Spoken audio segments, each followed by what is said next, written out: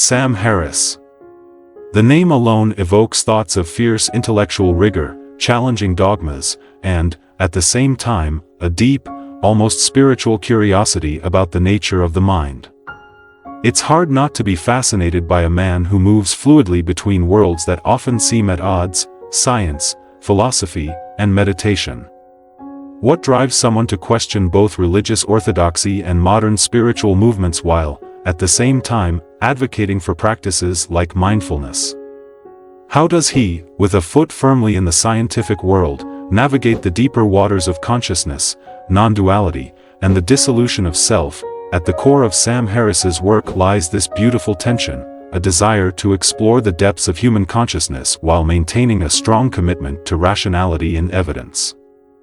But perhaps what makes him most compelling is his ability to make ancient practices like meditation accessible to modern, often skeptical audiences.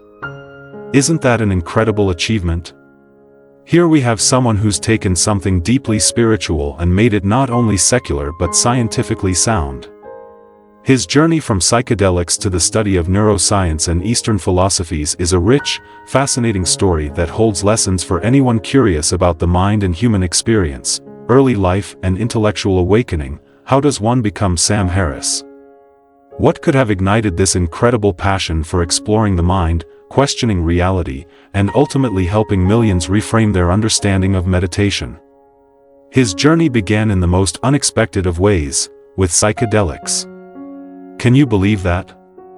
Imagine a young Harris in his college years. His worldview radically shifted by an experience that led him to glimpse alternative states of consciousness. At that moment, his life changed course dramatically.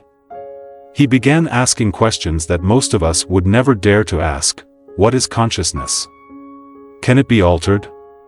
Can these experiences be replicated without the need for substances? It's remarkable that these early experiences would lead him on a lifelong quest to explore the mind, but not through drugs. Through meditation and study, Harris pursued formal education in philosophy, earning a degree from Stanford University, and later, a PhD in neuroscience from UCLA. This dual academic background provides the foundation for his unique approach. His education wasn't simply about acquiring degrees, it was about equipping himself with the intellectual tools needed to dig deep into the nature of consciousness. Imagine the young Harris sitting in philosophical seminars at Stanford, pondering the most profound questions of existence. Then picture him in the laboratory at UCLA, studying the brain from a neuroscientific perspective. What a powerful combination! It's this blend of philosophy and neuroscience that makes his insights so compelling. He isn't just speculating about the mind, he's diving into the hard science behind it, while also engaging in deeply philosophical and contemplative practices. Harris's interest in meditation wasn't academic at first. It was personal. Following his psychedelic experience, he began seeking ways to explore altered states of consciousness without relying on substances. This led him to Eastern traditions and meditation practices, specifically those within the Buddhist framework. Imagine Harris, a young man, already somewhat skeptical of religious structures, traveling to Asia and immersing himself in meditation retreats, learning directly from teachers steeped in centuries-old traditions. His explorations in Buddhism, particularly Vipassana and Dzogchen practices, offered him profound insights into consciousness and the nature of self. However, even as he embraced the practices, he maintained a critical eye toward the religious structures surrounding them. How fascinating is that, someone who can fully immerse in a tradition and still remain independent of its dogmas, the science of meditation, examining consciousness from within. Sam Harris's meditation practice is far more than a hobby or relaxation technique, it's a central element of his exploration of consciousness. His 2014 book Waking Up, A Guide to Spirituality Without Religion provides a revolutionary way of thinking about spirituality. Can you imagine the liberating feeling that comes with spiritual growth divorced from religious dogma? Harris invites us to do just that. In Waking Up, he argues that the benefits of meditation can be enjoyed without any attachment to supernatural beliefs or religious frameworks. Isn't that incredible? To think that meditation, something often considered deeply spiritual, can be demystified and made available to everyone, regardless of their religious beliefs or lack thereof. For Harris, the experience of consciousness and self-transcendence through meditation is available to everyone, and you don't need to believe in a higher power to access it. The concept of non-duality is central to Harris's meditation teachings. In non-dual states of awareness, the boundary between self and other dissolves. Harris describes this as an experiential understanding that the self is an illusion, a mere construct of the mind. For many people, this might sound like a complex or even frightening idea. Who are we, if not ourselves? But Harris suggests that this dissolution of self can be a profoundly liberating experience, one that frees us from the ego and the endless cycles of suffering tied to attachment. Can you imagine living without being burdened by the constant chatter of the mind, the endless stream of thoughts that shape our identity? What would it feel like to experience life without the filters of ego and self-referential thinking? Harris posits that through meditation, particularly through practices like Dzogchen, we can directly experience moments of pure awareness where the distinction between observer and observed disappears. What an extraordinary experience that must be! But how does this tie into science? Harris, ever the rigorous thinker, bridges the gap between meditation and neuroscience by focusing on how these practices affect the brain.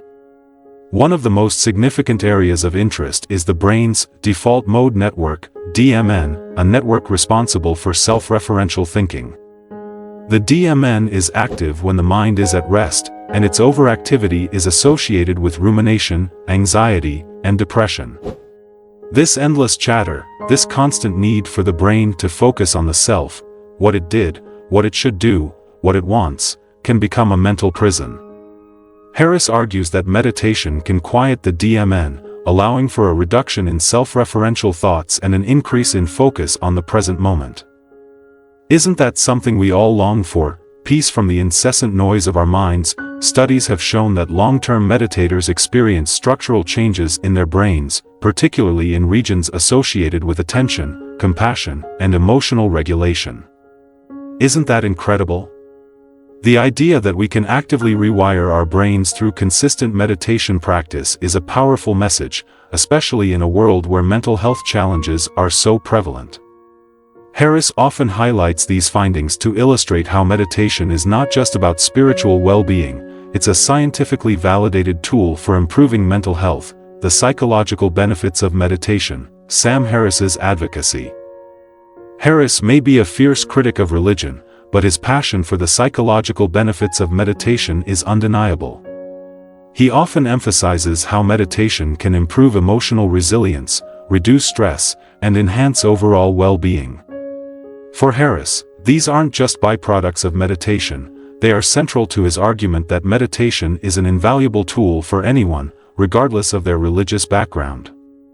Have you ever wondered how your life might improve if you could manage stress more effectively or respond to life's challenges with greater equanimity?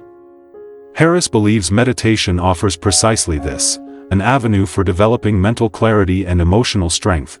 One of the most profound insights Harris draws from his meditation practice is the impermanence of thoughts and emotions.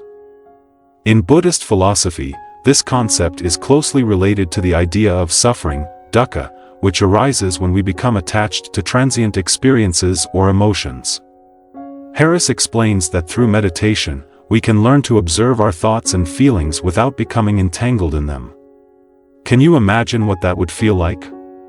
To experience emotions fully but not be overwhelmed by them?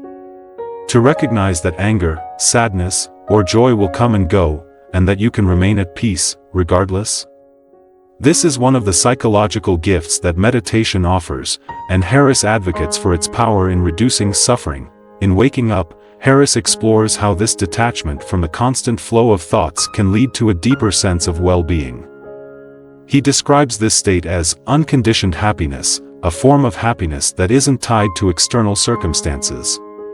Can you imagine how liberating that would be? To find peace and contentment within yourself, independent of the ups and downs of daily life? This insight aligns closely with Buddhist teachings on enlightenment, nirvana, though Harris presents it in secular terms. What's remarkable is how Harris reframes these ancient ideas for modern audiences, making them accessible even to those who might be skeptical of spirituality or religion. Secular meditation and the influence of Buddhism. One of the most defining aspects of Harris's approach to meditation is his unwavering commitment to secularism. Unlike many Western teachers who present Buddhist meditation within its traditional religious context, Harris strips away the cultural and religious layers, focusing instead on the practical benefits of these practices. Isn't that refreshing? Harris has made meditation accessible to a broader audience, particularly those who are wary of religious or spiritual teachings. It's a bold move, but one that resonates with the increasingly secular and scientifically minded culture of the West. However, even as Harris presents meditation as a secular practice, it's impossible to ignore the deep influence of Buddhism on his work. How could it not be? The insights he advocates, such as mindfulness, compassion, and non-self, are all drawn from Buddhist teachings. What's fascinating is that Harris doesn't shy away from acknowledging this influence. He speaks highly of Buddhism's psychological insights, particularly its understanding of suffering, impermanence, and the illusion of self. Yet, he remains clear in his assertion that these insights can be appreciated without subscribing to the metaphysical claims of Buddhism, or any other religion for that matter. Isn't it striking how Harris manages to walk that fine line, appreciating the wisdom of a tradition while maintaining his critical distance? In Harris's view, the value of meditation doesn't come from its connection to any religious framework but from its ability to reveal truths about the mind and consciousness. He argues that anyone, regardless of their belief system, can benefit from meditation's ability to foster mental clarity, emotional balance, and a deeper understanding of reality. In a world increasingly divided by religious differences, Harris's secular approach to meditation feels like a breath of fresh air, doesn't it? Here is a practice that transcends religious boundaries and speaks directly to the universal human experience of consciousness and suffering, the neuroscientific lens, meditation and the brain. For Harris, meditation isn't just about achieving peace of mind, it's about transforming how we experience reality on a fundamental level. And he isn't just speculating. His neuroscience background gives him the tools to explore how meditation affects the brain, adding a layer of scientific credibility to his claims. One of the most fascinating aspects of Harris's work is his exploration of how long-term meditation practice can lead to structural and functional changes in the brain. Can you imagine how empowering it must feel to know that through something as simple as meditation, you can actually reshape your brain and improve your mental well-being? Harris often points to research on the brain's default mode network, DMN. A collection of regions in the brain responsible for self-referential thinking, such as daydreaming, rumination, and reflecting on oneself. This network is most active when the mind is at rest, and its activity is associated with the constant mental chatter that many of us experience. While self-referential thinking isn't inherently bad, too much of it can lead to anxiety, depression, and dissatisfaction. Have you ever noticed how, when your mind is wandering, you often end up stuck in negative thought loops, worrying about the past or fretting over the future? That's the DMN at work. Through mindfulness meditation, Harris argues that we can quiet the DMN and reduce its influence on our mental state. Research supports this claim, showing that experienced meditators often exhibit reduced DMN activity during both rest and focus tasks. Isn't it fascinating to think that by simply sitting and observing your thoughts, you can actively change how your brain functions? Harris believes that this quieting of the DMN leads to a more present-centered awareness, allowing individuals to engage more fully with their immediate experience without being distracted by the constant narrative of the self. It's like stepping out of the story of your life and into the richness of the present moment. What a profound shift that must be. In addition to changes in the DMN, studies have shown that meditation can lead to increased gray matter density in areas of the brain related to attention, emotional regulation, and empathy. Imagine that, by practicing meditation, you're not only calming your mind but also strengthening the very structures that help you stay focused, manage your emotions, and connect with others. This is why Harris sees meditation as more than just a spiritual practice. It's a powerful tool for psychological growth and well-being, grounded in neuroscience. Isn't it incredible to think that something as simple as mindfulness can have such a profound impact on both your mind and brain? The Waking Up app, making meditation accessible to all. In his effort to bring meditation to a wider audience, Harris launched the Waking Up app in 2018. The app reflects his broader mission to make meditation a secular, science-backed practice that can benefit anyone, regardless of their spiritual or religious background. But what sets Waking Up apart from other meditation apps? It's Harris's emphasis on the deeper philosophical and experiential aspects of meditation, particularly the exploration of non-dual awareness. Isn't it amazing that an app can guide you not just in relaxation or stress relief but in profound insights about the nature of consciousness itself? Non-dual awareness, a concept derived from Dzogchen and Advaita Vedanta traditions, refers to a state of consciousness where the usual boundaries between subject and object dissolve. For many meditators, achieving this state can lead to a deep sense of peace and unity with the world. It's almost as if the ego, the sense of I that usually separates us from others, melts away, allowing us to experience life in its purest form. Harris's app includes guided meditations that aim to lead users toward this kind of awareness, helping them see through the illusion of the self and experience reality more directly. Isn't that a remarkable goal for a meditation app? Not just to help you relax, but to radically transform how you perceive yourself and the world. The Waking Up app also includes lessons on philosophy, neuroscience, and the nature of consciousness, offering users a deeper understanding of the ideas behind meditation. This is where Harris's unique blend of science and spirituality really shines. While many meditation apps focus solely on mindfulness or relaxation, Waking Up encourages users to engage with the big questions. What is consciousness? What is the self? What happens when the mind is silent? It's an intellectual and experiential journey that's both deeply personal and universally relevant. Can you imagine an app that not only helps you meditate but also challenges you to think more deeply about the nature of reality? That's the kind of experience Harris offers with Waking Up. Harris's critique of religion, spirituality without dogma. While Harris has embraced many aspects of Buddhist meditation, he remains a staunch critic of organized religion, including Buddhism. This might come as a surprise to some, given how much his work draws from Buddhist practices. But Harris is clear: he values the psychological insights of Buddhism, not its religious institutions or metaphysical claims. For Harris, the rituals, dogmas, and supernatural beliefs often associated with religion can obscure the real benefits of practices like meditation. Do you agree with him that spiritual growth is hindered by religious dogma? It's certainly a provocative stance, but one that resonates with many in today's increasingly secular world. In his writings, Harris distinguishes between spirituality and religion, arguing that it's possible to have deep spiritual experiences without adhering to any religious doctrine. He suggests that practices like meditation can lead to profound insights about the mind and reality, but these insights shouldn't be tied to specific religious beliefs.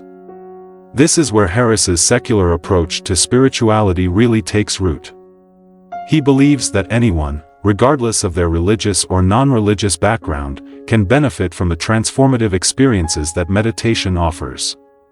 Isn't it empowering to think that you can explore the depths of consciousness and find spiritual fulfillment without needing to subscribe to any particular faith? Harris's critique of religion isn't limited to Buddhism. He has been a vocal critic of many religious traditions, particularly those that he believes stifle individual freedom and intellectual growth. In his book The End of Faith, Harris argues that religious dogma can lead to violence, intolerance, and a lack of critical thinking.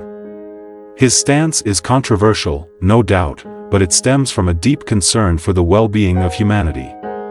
Harris sees the dogmatic aspects of religion as not just outdated but potentially harmful, especially in a world that is increasingly interconnected and faced with global challenges. Do you agree with his view that religious dogma should be questioned in the interest of intellectual and social progress? However, Harris's critique of religion doesn't mean he dismisses the value of spiritual experiences.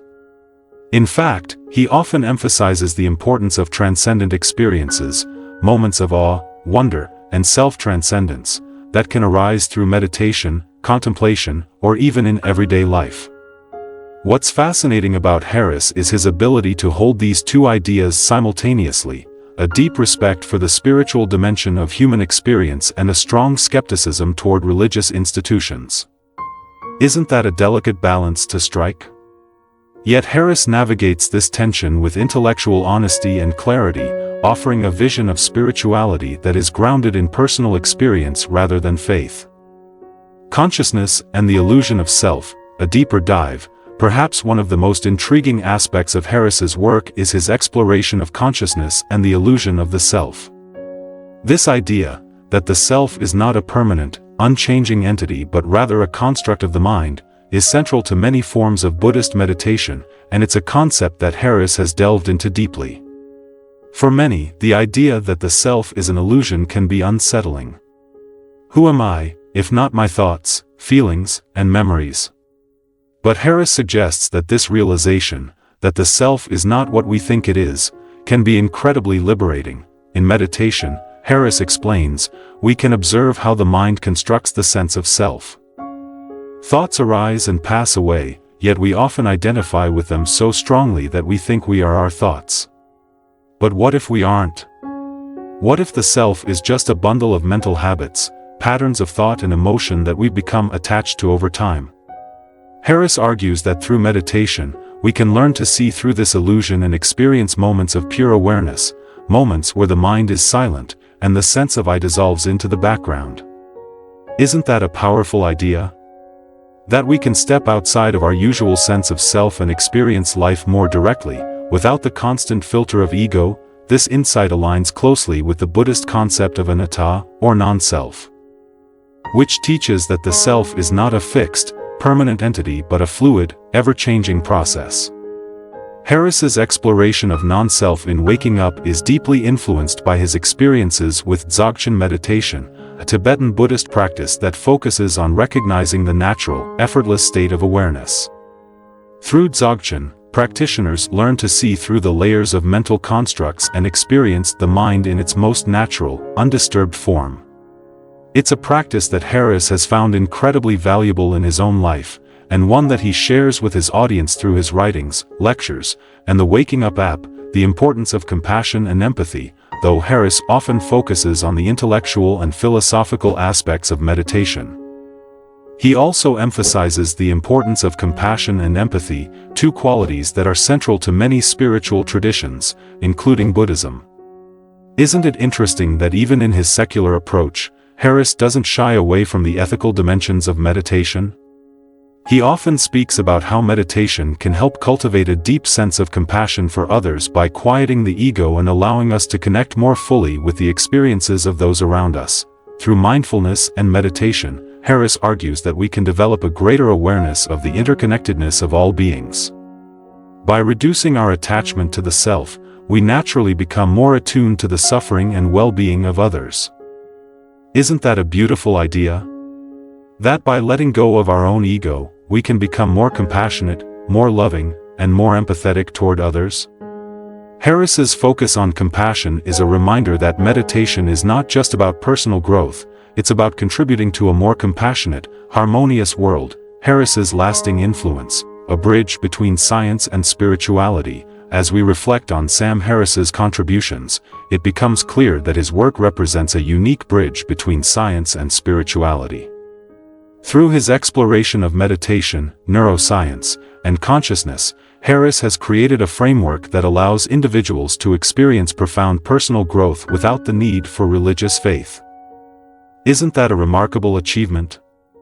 In a world where spirituality is often equated with religion, Harris offers a new path, one that is grounded in science, rationality, and personal experience. Harris's ability to demystify meditation and present it as a scientifically validated practice has made these ancient techniques more accessible to modern audiences. Through his writings, lectures, and the Waking Up app, he continues to challenge traditional views on consciousness and spirituality, offering a fresh perspective that resonates with those who are seeking meaning in an increasingly secular world. What will the future hold for Sam Harris and his ever-evolving exploration of the human mind? One thing is certain: his work will continue to inspire, challenge, and provoke thought for years to come. In conclusion, Sam Harris stands as a pivotal figure in the modern dialogue between science and spirituality. His work invites us to explore the depths of consciousness, question the nature of the self, and embrace the psychological benefits of meditation, all without the need for religious faith or dogma. Isn't that a refreshing, empowering message for our times? Harris has opened the door to a new kind of spirituality, one that is accessible, rational, and deeply transformative.